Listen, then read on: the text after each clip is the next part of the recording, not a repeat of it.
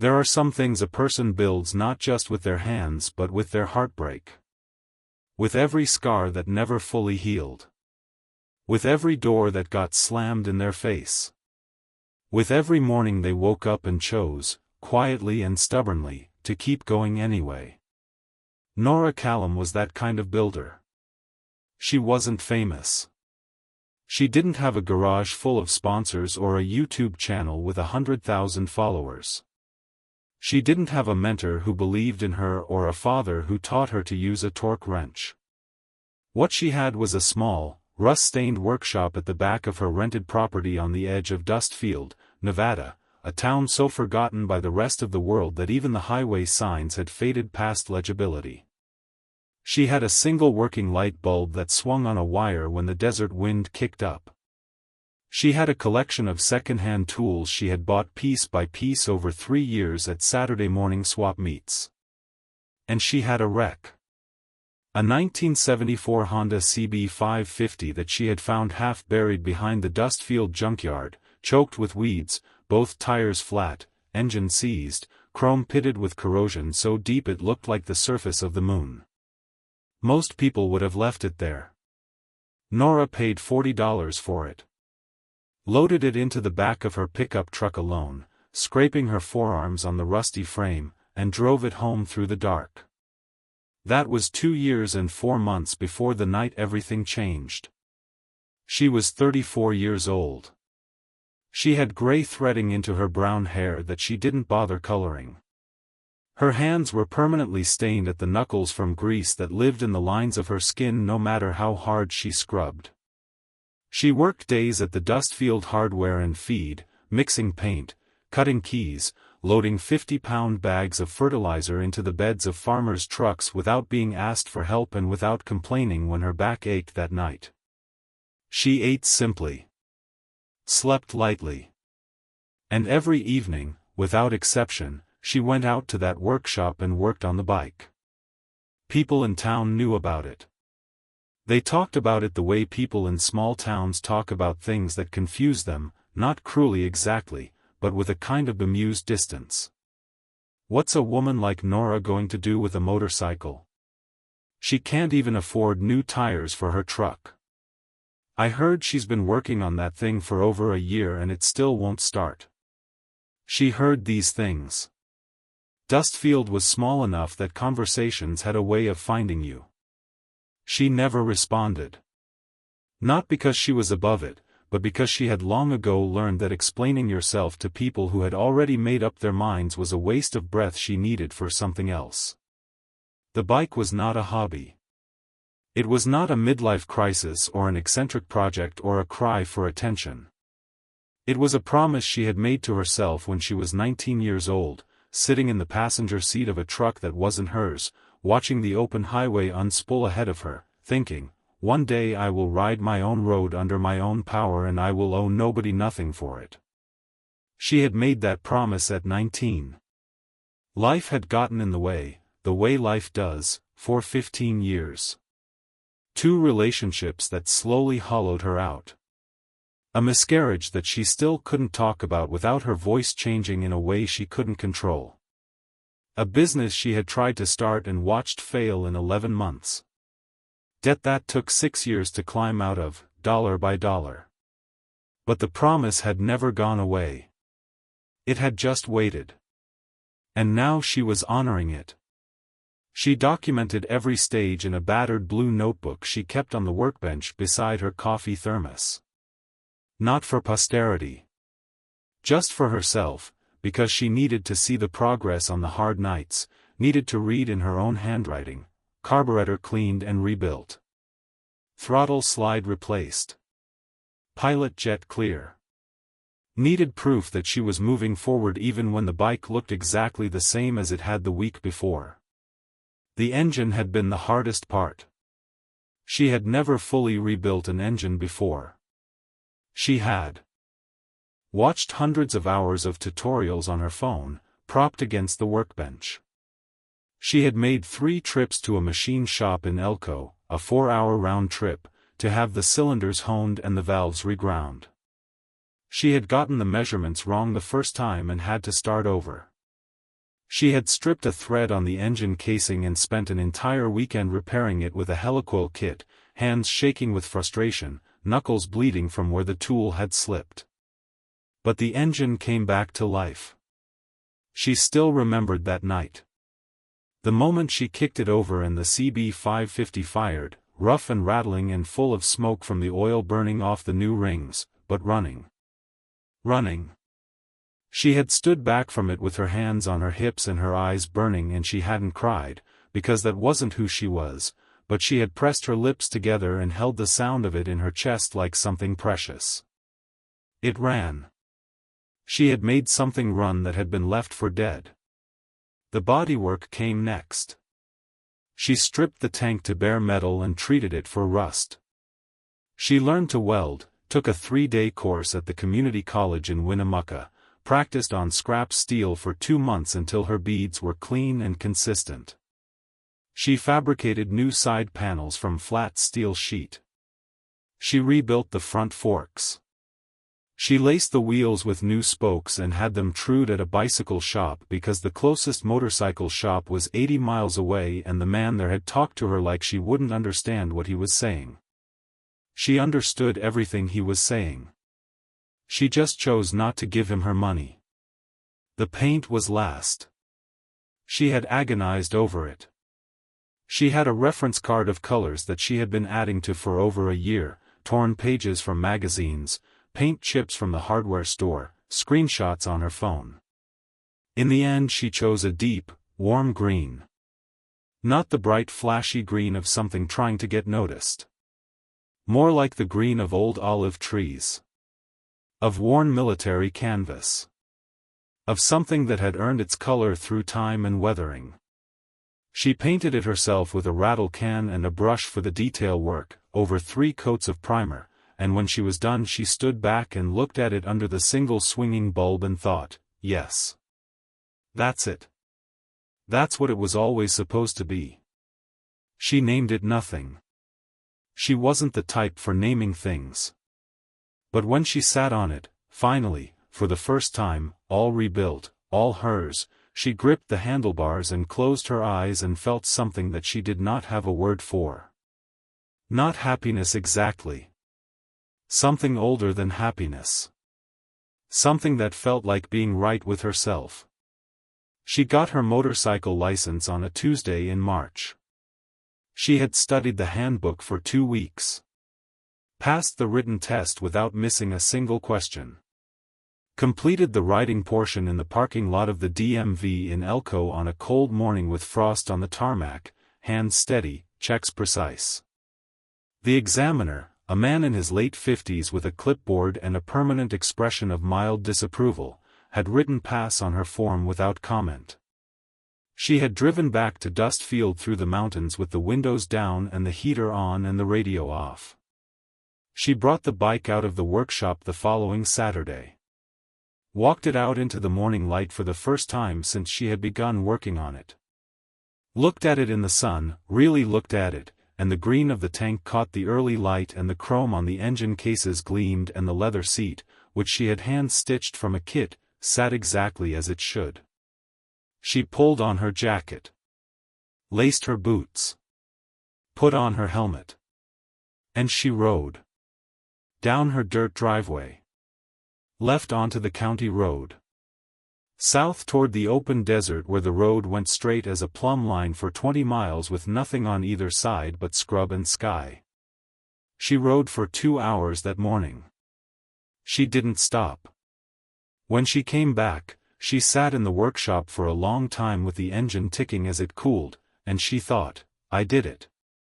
It took everything I had in 15 years I'll never get back, and I did it. She rode every weekend after that. Sometimes before dawn, catching the highway before any other traffic. Sometimes in the evening, out to the salt flats where the last light turned everything gold and the surface of the earth looked like the surface of another planet. She rode alone, which suited her. She didn't need a group. She didn't need conversation at a diner halfway through a run.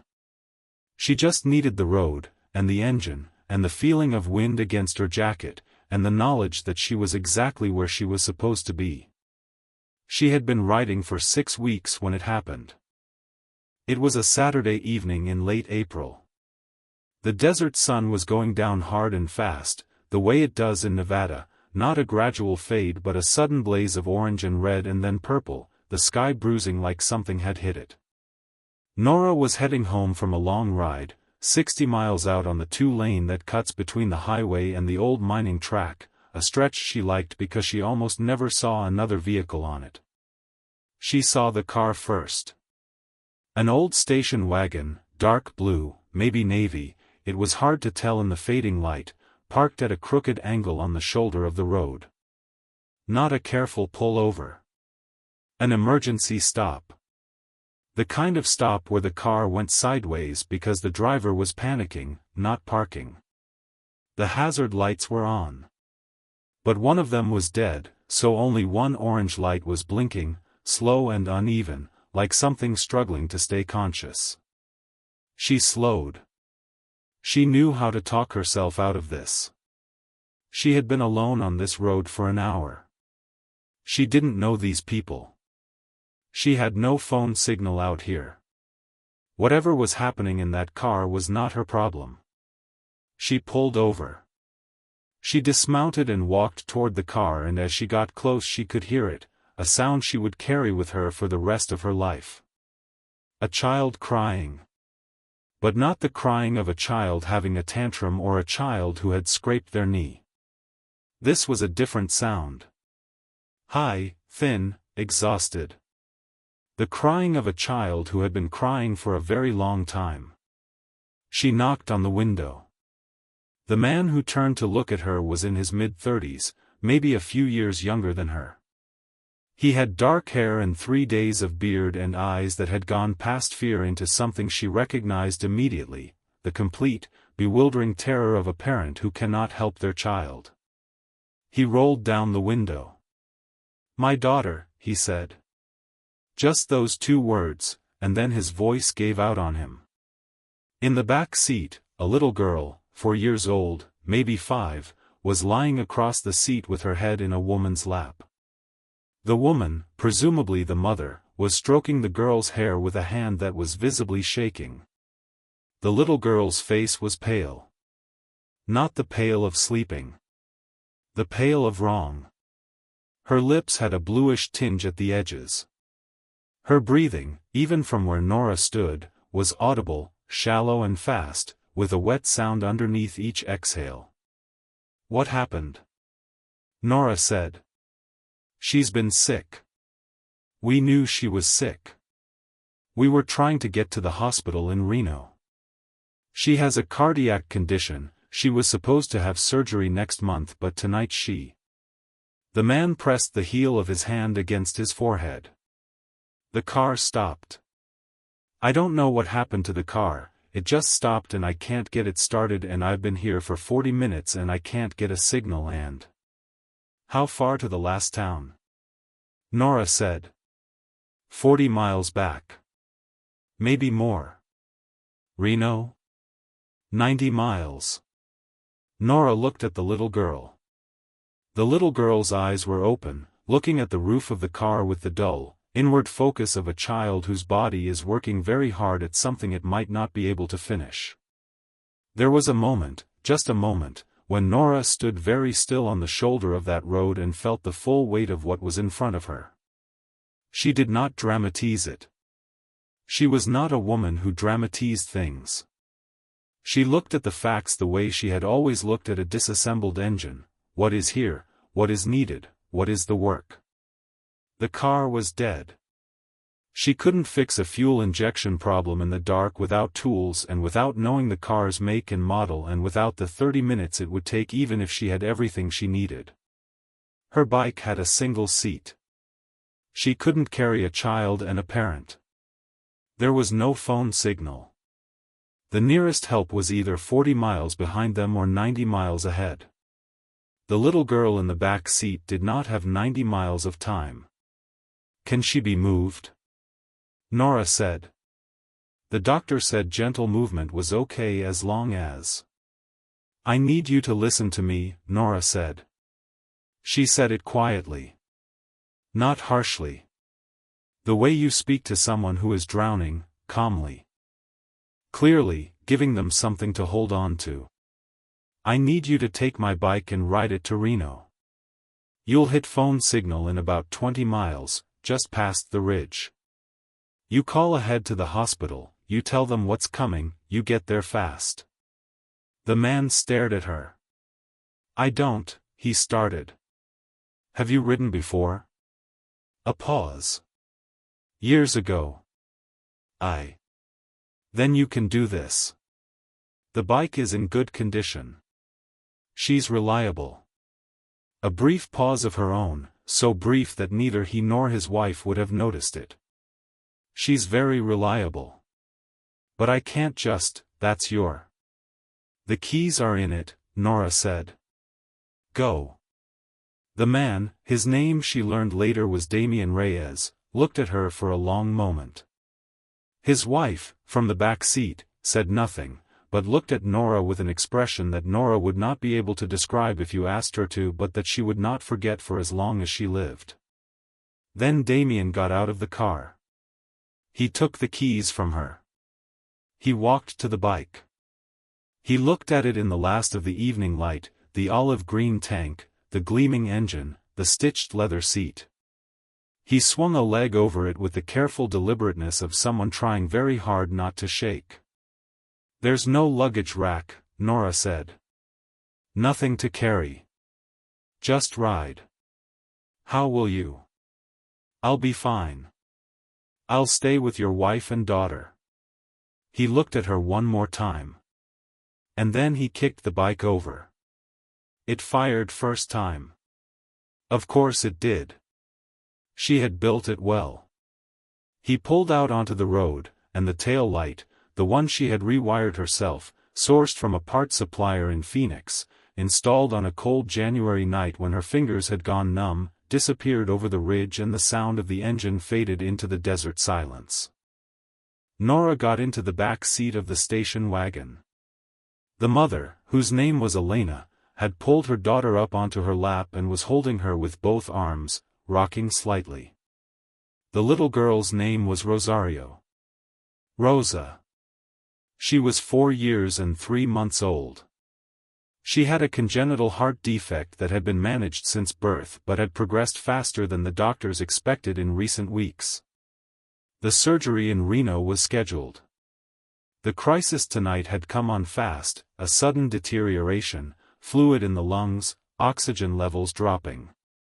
They had made the decision to drive rather than wait for an ambulance because the ambulance response time in their county was over an hour, and Damian had believed, with the logic of a desperate parent, which is its own kind of logic, that driving was faster.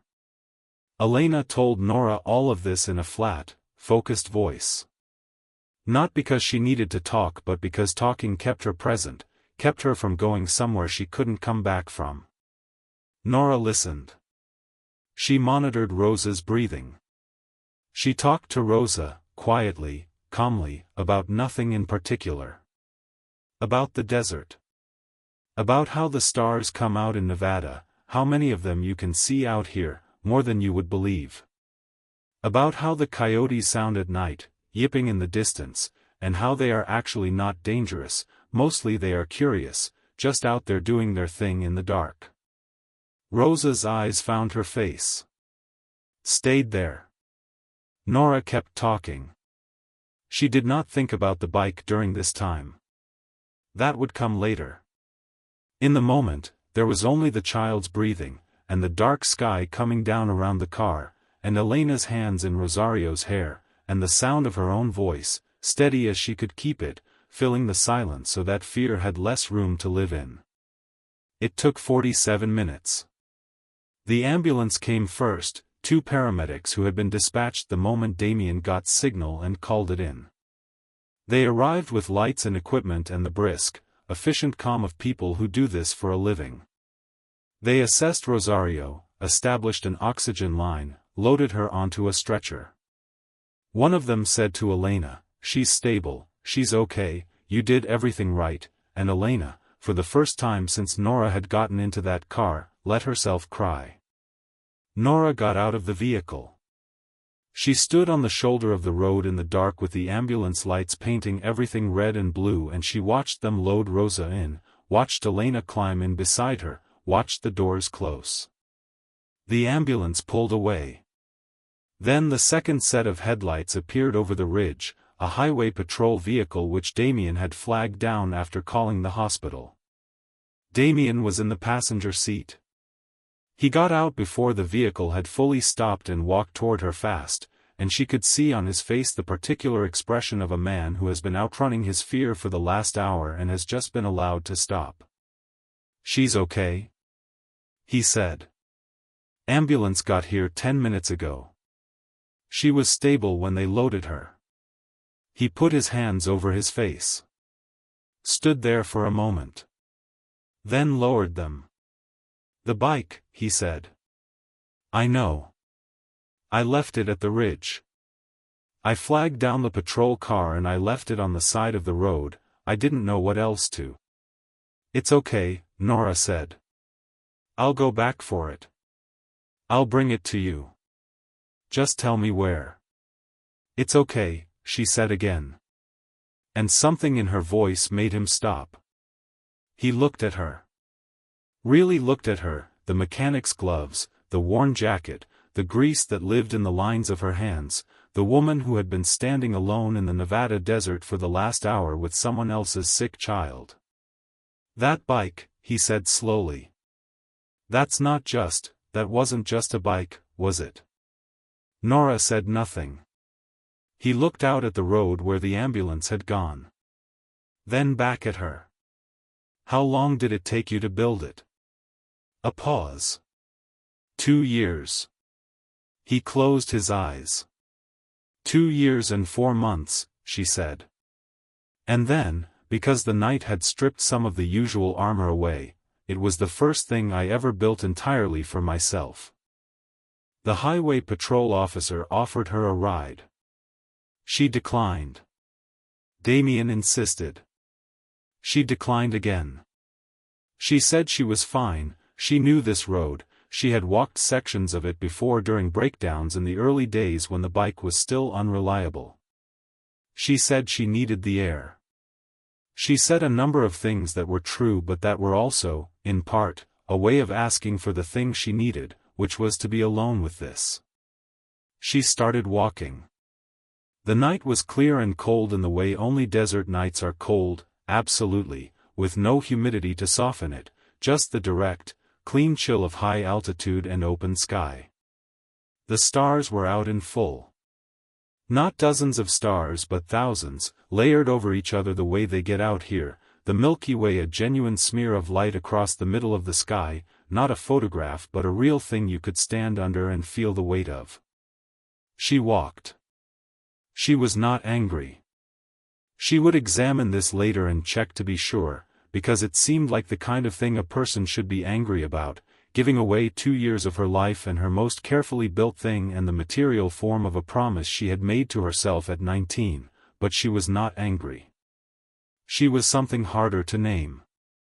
She turned it over as she walked, the way she turned problems over in the workshop.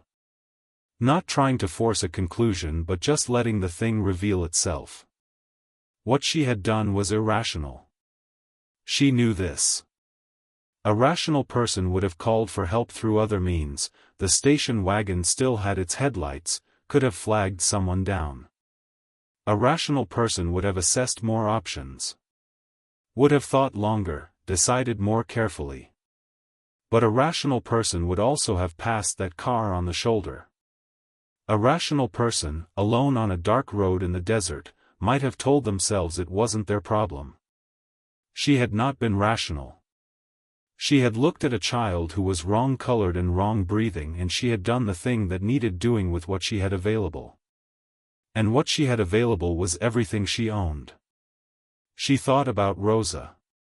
About the sound of that thin, exhausted crying.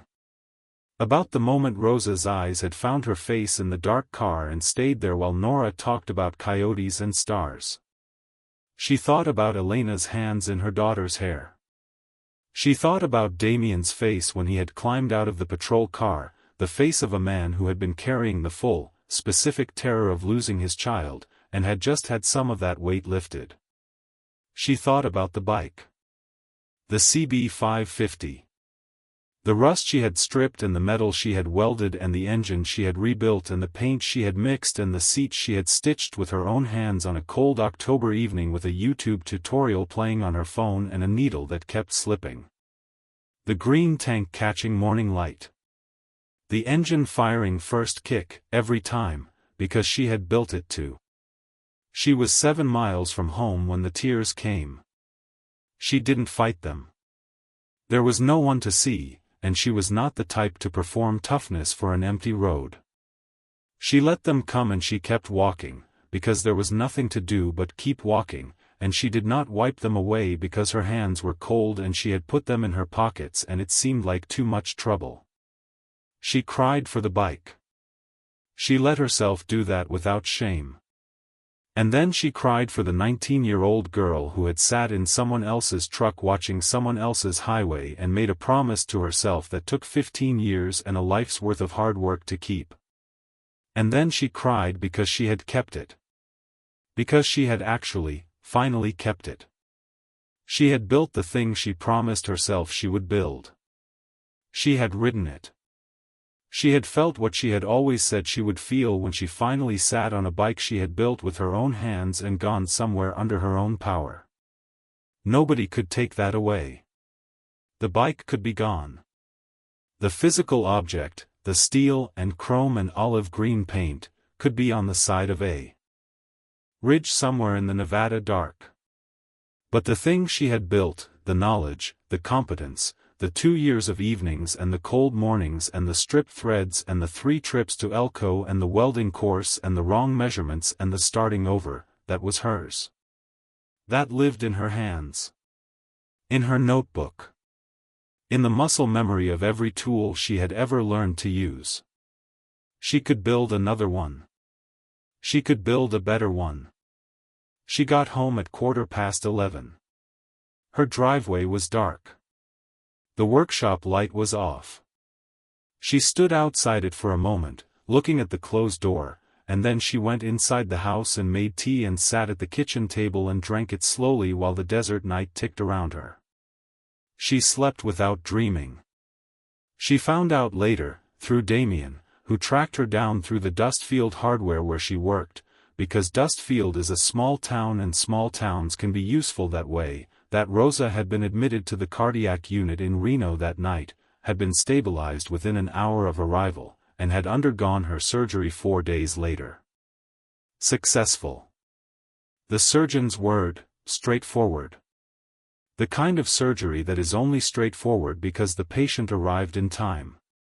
Damien came to the hardware store on a Wednesday afternoon. He came alone. He stood at the counter with his hands in his jacket pockets and said, "I want to bring the bike back to you. My brother-in-law loaded it in his truck, it's in our garage in Carson City. It's safe. I'll bring it back whenever you say." Nora looked at him for a moment. "How's Rosa?" she said. Something moved through his face. "She's..." He stopped. Started again. "She's good. She's really good. She was asking for McDonald's French fries yesterday. The doctors say she's going to be completely, that the surgery fixed it. That she's going to be." His voice went again, the way it had on the road that night. Nora nodded. "Keep the bike," she said. "Nora." "She should have it," Nora said. "When she's old enough. When she wants to learn. It should be hers." A pause. "Tell her it was built by hand. Tell her it takes a long time to build something worth having. Tell her whatever she wants to build, it doesn't matter how long it takes, it doesn't matter how many times she has to start over." Damien looked at her for a long time. "Tell her she can do it," Nora said. "Just make sure she knows she can do it." She started the next build on a Saturday in June. She had found it at the same junkyard, a different corner of it this time, tucked behind a collapsed chain link section, half covered with a tarp so old it had turned transparent. A 1979 Kawasaki KZ650. 4 cylinders. Frame bent but reparable. Tank rusted through in 2 places. Engine unknown, she hadn't even tried to turn it over yet. She had paid $60 for it. Inflation.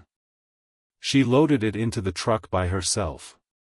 Drove it home. Walked it into the workshop. Stood it under the single swinging bulb and looked at it for a long time. Then she got the notebook, a new one, same color, bought at the gas station in town, and she opened to the first page and she wrote the date at the top, and below it she wrote, engine first. Strip everything back to bare metal. Start clean. She picked up the first tool. She began. There is a kind of person who builds. Not just with hands but with intention. With patience.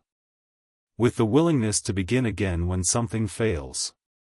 With the understanding that building is not about the thing you are building but about who you become in the making of it. Nora Callum was that kind of person. She had always been that kind of person. She just hadn't always had the room to show it.